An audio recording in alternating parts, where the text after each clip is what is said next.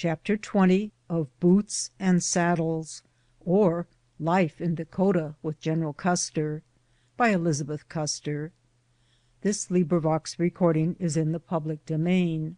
Recording by Sue Anderson. Chapter 20, The Summer of the Black Hills Expedition. I used to be thankful that ours was a mounted regiment on one account. If we had belonged to the infantry, the regiment would have been sent out much sooner. The horses were too valuable to have their lives endangered by encountering a blizzard, while it was believed that an enlisted man had enough pluck and endurance to bring him out of a storm in one way or another. Tardy as the spring was up there, the grass began at last to be suitable for grazing, and preparations for an expedition to the Black Hills were being carried on. I had found accidentally that my husband was fitting up an ambulance for traveling, and as he never rode in one himself, nor arranged to take one for his own comfort, I decided at once that he was planning to take me with him. Mary and I had lived in such close quarters that she counted on going also, and went to the general to petition. To keep her from knowing that he intended to take us, he argued that we could not get along with so little room, that there was only to be allowed half a wagon for the camp outfit of the headquarters mess. "You done know better'n that, General," she replied. "Me and Miss Libby could keep house in a flour barrel." At the very last, news came through Indian scouts that the summer might be full of danger, and my heart was almost broken at finding that the general did not dare to take me with him. Whatever peril might be awaiting me on the expedition, nothing could be equal to the suffering of suspense at home. The black hour came again, and with it the terrible parting, which seemed a foreshadowing of the most intense anguish that our Heavenly Father can send to his children. When I resumed my life, and tried to portion off the day with occupations in order that the time should fly faster, I found that the one silver thread running through the dark woof of the dragging hours was the hope of the letters we were promised. Scouts were to be sent back 4 times during the absence of the regiment. The infantry came to garrison our post.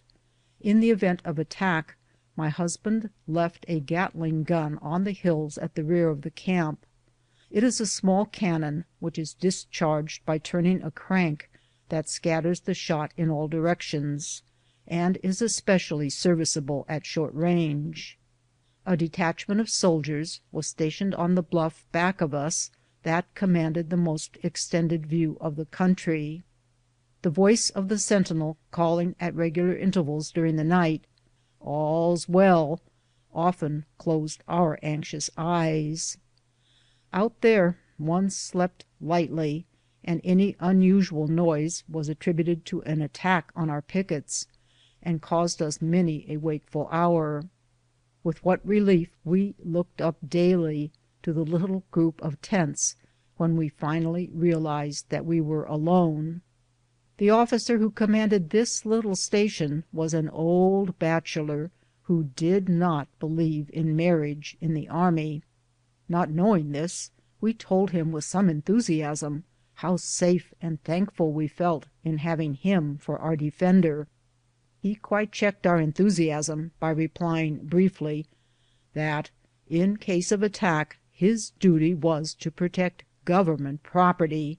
The defense of women came last. This was the first instance I had ever known of an officer who did not believe a woman was God's best gift to man. We were not effectually suppressed, for the only safe place in which we could walk was along the beat of the sentry on the brow of the hill, near the tent of this zoological specimen. Here we resorted every evening at twilight to try and get cool, for the sun burns fiercely during the short northern summer. With the hot weather the mosquito war began. Fort Lincoln was celebrated as the worst place in the United States for these pests. The inundations recurring each spring opposite us brought later in the year myriads of the insects. Those I had known on the Red River of the South were nothing in comparison. If the wind was in a certain direction, they tormented us all day long. I can see now how we women looked taking our evening stroll, a little procession of fluttering females with scarfs and overdresses drawn over our heads, whisking handkerchiefs and beating the air with fans. It required constant activity to keep off the swarms of those wretched little insects that annoyed us every moment during our airing. In the evening we became almost desperate. It seemed very hard, after our long winter's imprisonment, to miss a single hour out of doors during the short summer. We had petitioned that in the rebuilding of our house the piazza around it should be made wide, like those we enjoyed in the South. On this delightful gallery we assembled every evening. We were obliged to make special toilets for our protection, and they were far from picturesque or becoming. Some one discovered that wrapping newspapers around our ankles and feet and drawing the stocking over would protect down to the slipper. Then, after tucking our skirts closely around us, we fixed ourselves in a chair, not daring to move. One night a strange officer came to see us, and taking his place among the group of huddled up women, he tried not to smile. I discovered him taking in my tout ensemble, however, and realized myself what an incongruity I was on that lovely gallery and in the broad moonlight. I had adopted a head net. They were little tarlatan bags gathered at one end and just large enough to prevent their touching the face. They looked like dolls' crinolines and would make a seraph seem ugly.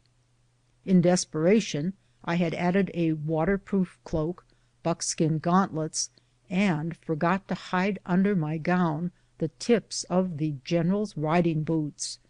Tucked up like a mummy, I was something at which no one could resist laughing.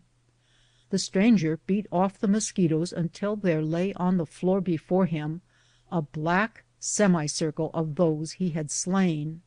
He acknowledged later that all vanity regarding personal appearance would be apt to disappear before the attacks to which we were subjected. We fought in succession 5 varieties of mosquitoes. The last that came were the most vicious. They were so small they slid easily through the ordinary bar, and we had to put an inside layer of tarlatan on doors and windows.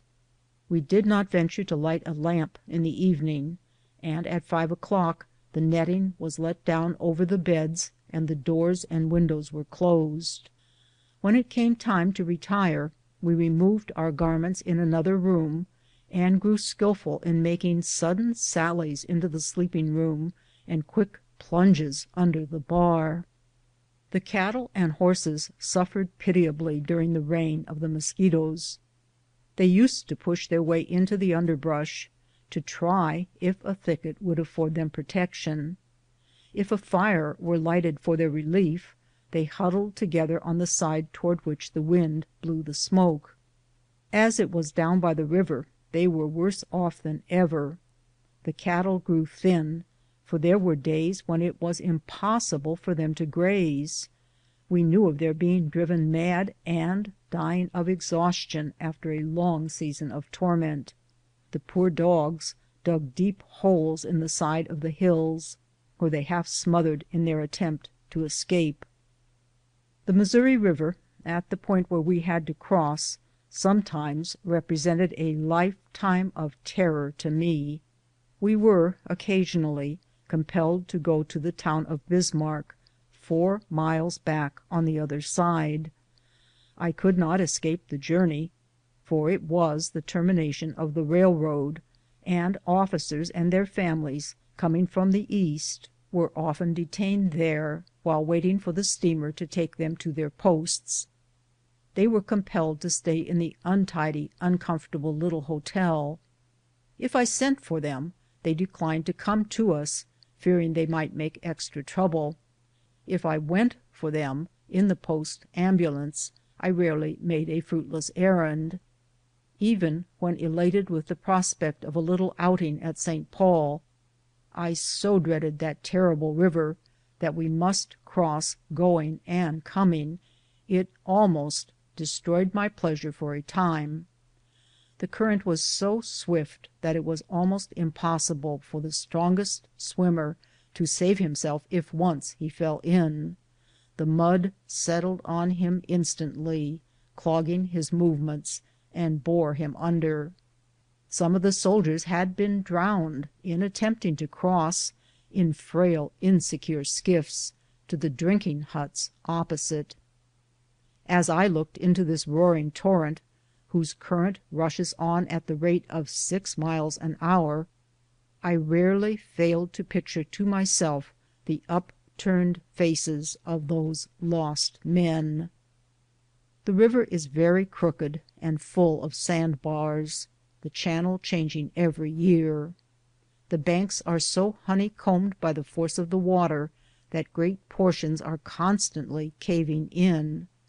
They used to fall with a loud thud into the river, seeming to unsettle the very foundations of the earth. In consequence, it was hard work for the ferry boat to make a landing, and more difficult to keep tied up when once there. The boat we were obliged to use was owned by some citizens who had contracted with the government to do the work at that point.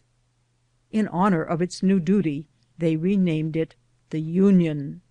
The Western word ramshackly described it. It was too large and unwieldy for the purpose, and it had been condemned as unsafe further down the river, where citizens value life more highly. The wheezing and groaning of the old machinery told plainly how great an effort it was to propel the boat at all.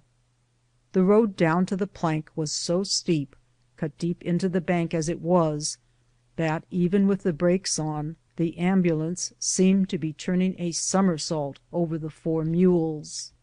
They kicked and struggled, and opposed going on the boat at all. We struck suddenly at the foot of the incline, with a thump that drew us off the seat of the ambulance. The hi-yi's of the driver, the creak of the iron brake, and the expressive remarks of the boatman in malediction upon the mules, made it all seem like a descent into Hades, and the Styx an enviable river in contrast. The ambulance was placed on deck, where we could see the patched boiler, and through the chinks and seams of the furnace we watched the fire, expecting an explosion momentarily. After we were once out in the channel, the real trouble began. I never knew when I started for Bismarck whether we would not land at Yankton, 500 miles below. The wheel often refused to revolve more than halfway. The boat would turn about, and we would shoot down the river at a mad rate. I used to receive elaborate nautical explanations from the confused old captain about why that happened. My intellect was slow to take in any other thought than the terrifying one, that he had lost control of the boat. I never felt tranquil, even when the difficulty was righted, until I set my foot on the shore, although the ground itself was insecure from being honeycombed by the current. The captain doubtless heard my paean of thanks when I turned my back on his old craft, for once afterward I received from him a crumpled, soiled letter, with curious spelling and cramped hand, in which he addressed me as highly honored lady, and in lofty sounding terms proceeded to praise his boat, assuring me that if I would deign to confer on him the honor of my presence, he would prove it a quite safe and as pert a steamer as sailed." With a great flourish he added, "For the Union must and shall be preserved," and signed himself "My most humble admirer." We were told when the expedition started that we might expect our first letters in 2 weeks. The mail was delayed unfortunately, and each day after the fortnight had expired seemed a month. In spite of all my efforts to be busy, there was little heart in any occupation.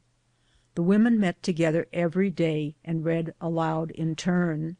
Every one set to work to make a present for the absent ones, with which to surprise them on their return. We played croquet. This was tame sport, however, for no one dared to vary the humdrum diversion by a brisk little quarrel, which is the usual accompaniment of that game. We feared to disagree even over trifles, for if we did it might end in our losing our only companionship. We knew that we could not expect in that climate that the freshness of summer would last for more than a short time after the sun had come to its supremest in the way of heat. The drought was unbroken. The dews were hardly perceptible. That year even our brief enjoyment of the verdure was cut short. A sirocco came up suddenly. The sky became copper colored, and the air murky and stifling. The slightest touch of metal, or even the door handles, almost blistered the fingers. The strong wind that blew seemed to shrivel the skin as it touched us. The grass was burned down into the roots, and we had no more of it that season. This wind lasted for 2 hours, and we could not keep back apprehensions at the strange occurrence. After that, during the summer, as we walked over the little space allowed us, our shoes were cut by the crisp brown stubble, and the sod was dry and unyielding under our feet. As far as we could see, the scorched earth sent up over its surface floating waves of heated atmosphere. No green thing was left. The only flowers that had not been scorched out of existence were the soap plants, which have a sword-like stalk out of which grow the thick creamy petals of its flower. The roots that extend for many feet in all directions near the surface of the soil enable it to secure moisture sufficient to keep it alive. The only other flower was the bluebell, which dotted a hill where we were accustomed to climb in order to command a better view of the country in our efforts to discover the scouts with the mail. One can scarcely imagine how hungrily we gazed at those little blossoms. They swung lightly on their cunningly fashioned stems that swayed and tossed the tiny azure cups, but withstood the strongest wind. I cannot see even a sketch of that flower now without thinking how grateful we were for them out there in that stripped and almost God-forgotten land.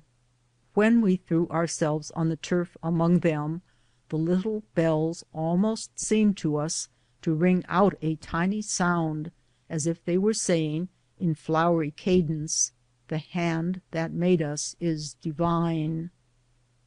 Our eyes seemed to be perpetually strained, watching the horizon for the longed-for scouts. At dawn one morning, which is at 3 o'clock in summer in Dakota, I was awakened by strange sounds at the door. When I drew the curtain there were the Ree scouts, and on their ponies the mail bag, marked by some facetious hand, "Black Hills Express." It took but a second to fling on a wrapper and fairly tumble down the steps. The Indians made the sign of long hair and called "ouches," which is the word denoting that in their language. The general had borne this name with them for some time.